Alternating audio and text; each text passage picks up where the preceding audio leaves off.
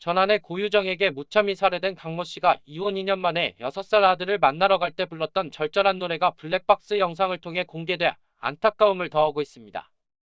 고유정은 남편이 성폭행을 하려 했기 때문이라고 자신의 범행 동기를 주장하고 있는 가운데 경찰은 범행 전 고 씨가 마트에서 흉기, 표백제 등을 구입한 CCTV 영상을 확보했습니다.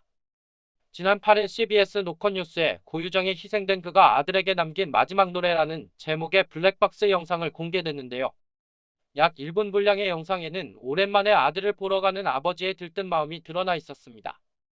들국화에 걱정하지 말아요를 부르던 강 씨는 성은강 이름은 땡땡, 강 씨 집안의 첫째 아들이라며 후회 없이 사랑했노라 말해요. 행복의 꿈을 꾸겠다 말해요. 땡땡을 꼭 보겠다 말해요. 라고 노랫말에 아들 이름을 넣어 열창했습니다.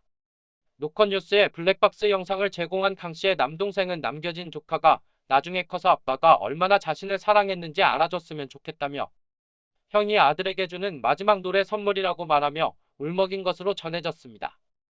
유가족은 강 씨의 육성을 그대로 노출하고 노래 안에 거론된 아들의 실명은 공개하지 않는 선에서 영상을 공개해달라고 부탁한 것으로 알려졌습니다. 한편 고 씨는 경찰 조사에서 정당방위를 주장하고 있는 것으로 전해졌는데요. 9일 MBN 보도에 따르면 고 씨는 전 남편이 성폭행하려 해 수박을 썰다가 흉기로 방어했다고 일관되게 진술한 것으로 알려졌습니다. 하지만 경찰은 고 씨가 범행 전 제주 시내 한 마트에서 흉기, 표백제 등 범행에 쓰인 물품을 구매하는 모습이 찍힌 CCTV 영상을 토대로 계획범죄에 무게를 두고 있다고 합니다.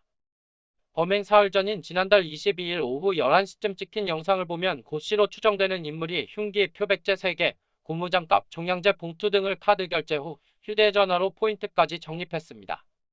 고 씨는 지난달 18일 배편으로 본인의 차를 갖고 제주에 먼저 들어왔는데요.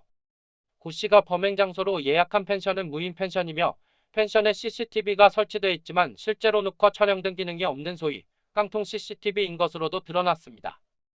한편 강 씨의 가족들은 지난달 27일 아들과 전 부인을 만나러 갔던 강 씨가 연락이 닿지 않는다며 실종 신고를 했고 경찰이 지난달 31일 펜션 거실 벽과 욕실 바닥, 부엌 등에서 강 씨 혈흔을 확인했습니다. 이후 경찰은 강 씨를 살해한 혐의로 고 씨를 긴급 체포했습니다. 경찰의 수사가 계속되고 있는 가운데 지난 5일 인천의 한 재활용품 업체에서 피해자 강 씨의 것으로 추정되는 뼈 조각 일부를 수습했으며 범행 장소인 펜션에서는 강 씨의 것으로 추정되는 머리카락 58수를 찾아 검사하고 있다 전했습니다.